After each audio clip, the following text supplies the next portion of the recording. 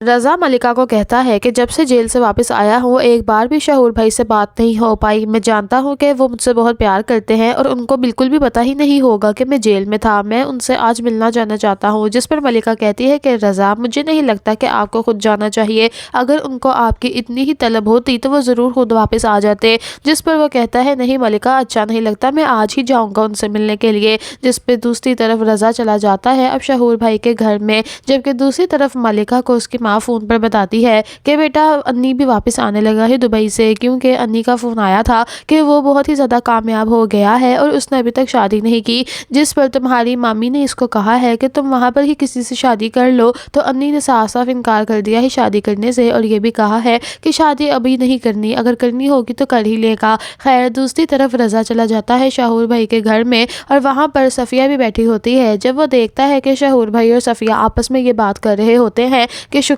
ہے رضا سے ہماری جان چھوٹی، لیکن شہور بھائی کہتا ہے کہ صفیہ، مجھے نہیں لگتا کہ ہمیں اب ان لوگوں سے کوئی بھی کانٹیکٹ رکھنا چاہیے۔ اوپر سے صفیہ ہے کہ وہ بھی اپنے شوہر کے کان بھرتی ہے کہ اب ان لوگوں کو ہمیں بالکل بھی نہیں بلانا، کیونکہ اب تو سب کچھ اینٹی کرپشن والوں نے ان سے لے لیا ہے۔ اس موقع پر اگر ہم ان کے ساتھ کوئی کانٹیکٹ رکھیں گے تو ہمیں بھی بہت زیادہ خطرہ ہو سکتا ہے۔ شاہد ابھی یہ باتیں کر ہی رہے ہوتے ہیں کہ ان کو پتہ ہی نہیں ہوتا پیچھے سے رضا ان کی ساری باتیں سن لیتا ہے۔ شاہد جب دیکھتا ہے اپنے بھائی کو تو کہتا ہے ارے رضا، تم واپس کب آئے؟ جس پر کہتا ہے بھائی میں تو بڑی عرصے سے واپس آ گیا ہوں، لیکن آج یہ جان کر بہت ہی دکھ لگا ہے کہ میں تو آپ کو اپنا بھائی سمجھتا تھا، لیکن آپ تو مجھے اپنا بھائی سمجھتے ہی نہیں۔ میں نے تو سنا تھا کہ جو اپنے ہوتے ہیں وہ ہر مشکل وقت میں کام آتے ہیں، لیکن اس مشکل وقت میں سوائے ملکہ کے گھر والوں کے میرے کام تو کوئی بھی نہیں آیا۔ خیر میں اب چلتا ہوں، اور یہ مٹھائی لایا تھا آپ کے لیے اور صفیہ بھابھی کے لیے، اگر آپ کو برا نہ لگے تو آپ یہ مٹھائی رکھ سکتے ہیں، ورنہ تو میں یہ ساتھ ہی لے جاتا ہوں۔ جس پر شوہر کہتا ہے ارے نہیں رضا، تم غلط سمجھ رہے ہو، دو مٹھائی اور بیٹھو نا۔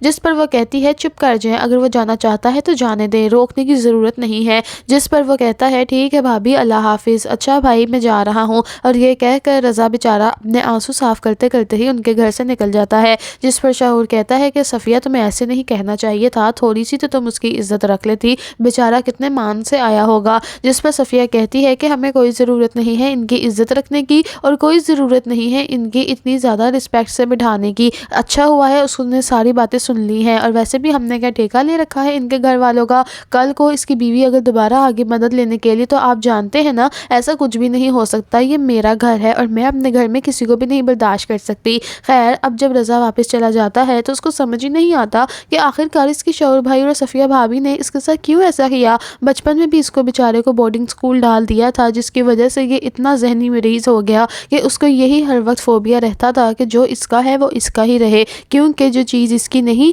وہ دوسرے استعمال کر لیں گے۔ اب رضا جب گھر واپس آتا ہے تو کہتا ہے کہ ملکہ تم بالکل ٹھیک کہتی تھی۔ وہ کہتی ہے کہ کیا ہوا رضا؟ تو رضا کہتا ہے ملکہ میں وہاں پر جا کر سوچ بھی نہیں سکتا تھا کہ بھائی اور بھابھی میرے ساتھ ایسا سلوک کریں گے۔ تم نے بالکل سچ کہا تھا، پتہ نہیں بھابھی نے میری غیر موجودگی میں تمہارے ساتھ کیا سلوک کیا ہوگا، ان کو تو میرے موجودگی میں بھی کوئی فرق نہیں پڑا۔ جس پر وہ کہتی ہے چھوڑے رضا، آپ اپنا دل چھوٹا مت کریں، ہماری مدد کوئی نہ کوئی ہو ہی جائے گی۔ اتنے میں ہی رضا چلا جاتا ہے ملکہ کی ماں کے پاس، کیونکہ وہ آج کل یہاں پر ہی رہ رہے ہیں۔ وہ کہتا ہے کہ آنٹی میں نے سوچا بھی نہیں تھا میرے خون کے رشتے اس طرح سے میرے سے مکر جائیں گے اور منہ پھیر لیں گے۔ جس پر اس کی ماں اس کو بڑے پیار سے سمجھاتی ہے اور کہتی ہے کہ بیٹا کوئی بات نہیں، ہو سکتا ہے ان کے گھر میں کوئی مسئلہ چل رہا ہو، اب ضروری تو نہیں ہے کہ اگر آپ خوش ہیں تو اگلا بندہ بھی خوش ہو۔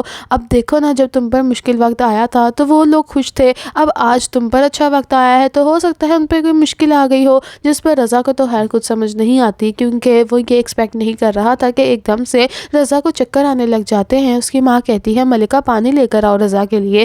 جب وہ پانی لاتی ہے تو کہتی ہے رضا آپ کو کیا ہو گیا ہے؟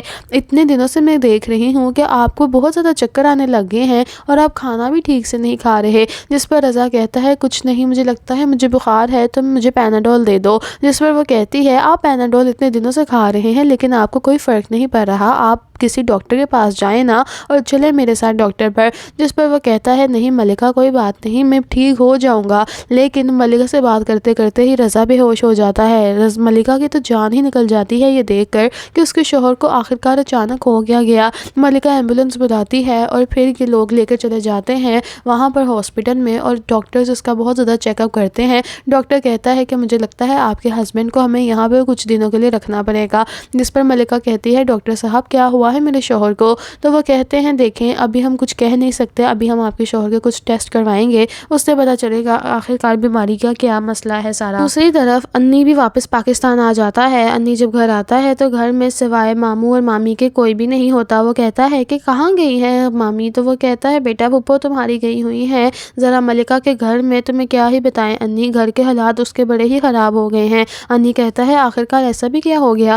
تو پھر وہ بتاتے ہیں کہ کس طرح سے اینٹی کرپشن والوں نے اس پر جھوٹا الزام لگایا اور اس کو قید کر لیا، اور آج بھی وہاں پر بہت ہی زیادہ مسئلے ہو رہے ہیں۔ اوپر سے رضا کی طبیعت اتنی خراب ہو گئی ہے، اس کو ہاسپٹل لے کر گئے ہیں۔ بیٹا ہم بھی سب لوگ وہاں ہی جا رہے ہیں، اچھا ہوا تم بھی آ گئے ہو، اگر تم جانا چاہتے ہو تو چلے جاؤ ورنہ میں تو کہتی ہوں کہ تم گھر میں ہی رک جاؤ۔ جس پر انی کہتا ہے کہ اماں اب میں پرانا والا انی تو ہوں نہیں جس کو یہ لوگ کچھ بھی کہہ دیں گے اور میں سہتا رہوں گا، اب تو میں کامیاب انی ہو کر واپس آیا ہوں نا، میں بھی آپ سب کے ساتھ چلتا ہوں۔ لہٰذا انس بھی ان کے ساتھ چلا جاتا ہے، اور جب وہاں جاتے ہیں تو ملکہ بہت رو رہی ہوتی ہے، ہادیہ بھی بڑی پریشان ہوتی ہے کہ اس کے بابا کو کیا ہو گیا ہے۔ بالآخر ڈاکٹر آ ہی جاتے ہیں اس کے رپورٹس لے کر اور کہتے ہیں کہ دیکھیں انفارچونیٹلی آپ کے ہسبینڈ کو کینسر ہے اور یہ بات بہت ہی زیادہ پرانی ہو چکی ہے، آپ لوگ وقت پر بالکل بھی نہیں آئے اور یہ 4 سٹیج پر جا پہنچا ہے جس کا علاج یہاں پر ممکن ہی نہیں ہے۔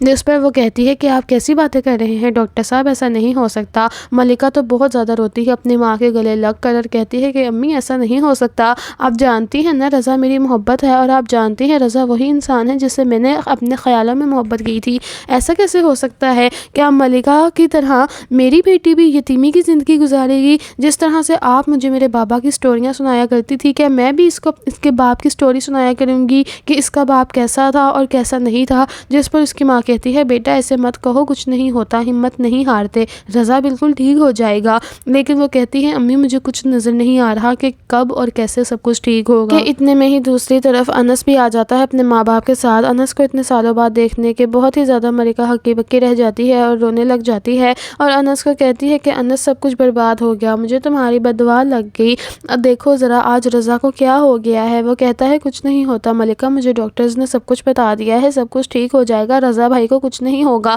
اور رہی بات علاج کی تو دبئی میں میرے ہاتھ میں بہت ہی اچھے ڈاکٹرز ہیں، میں ان سے بات کروں گا نا تو دیکھنا وہ رضا بھائی کا بڑا ہی اچھے سے چیک اپ کریں گے اور رضا بھائی بالکل ٹھیک ہو جائیں گے، تمہیں فکر کرنے کی ضرورت نہیں ہے۔ لیکن ملکہ جانتی ہے کہ فکر کی بات تو اب شروع ہونے والی ہے، کیونکہ اب رضا کی زندگی کے چانسز بہت ہی ختم ہو چکے ہیں۔ اب وہ کہتا ہے کہ اب کچھ نہیں ہو سکتا ملکہ، میں نے تمہیں زندگی میں بڑی ہی دکھ دیے ہیں اور دیکھو اب ایک اور دکھ دے کر تمہیں جانے لگا ہوں۔ جس پر وہ کہتی ہے ملک آپ کو کچھ بھی نہیں ہوگا رضا، آپ کو تو ملکہ کی بھی عمر لگ جائے گی۔ لیکن رضا بیچارہ بے بسی کے آنسو اپنے صاف کرتا ہے اور کہتا ہے کہ ملکہ مجھے معاف کر دینا، میں چاہتا ہوں کہ اب زندگی کے جو میرے چند لمحات رہ گئے ہیں ان کو بھرپور طریقے سے تمہارے ساتھ اور اپنی بیٹی ہادیہ کے ساتھ گزاروں، اور میں انس تم سے بھی معافی مانگنا چاہتا ہوں، میں نے تمہارے ساتھ بھی اچھا نہیں کیا، تم پر اور اپنی بیوی پر اتنا شک کیا۔ اس پر انس کہتا ہے رضا بھائی آپ کیسی باتیں کر رہے ہیں، آپ کو کچھ بھی نہیں ہوگا، اور رہی بات شک کرنے کی تو وہ تو ایک غلط فہمی تھی جو کہ ٹھیک ہو گئی، لیکن اب سب لوگ بالکل بہت ہی زیادہ پریشان ہو جائیں گے۔ اور اس کی نیکسٹ ایپیسوڈ میں یہ بھی دکھانا ہے انہوں نے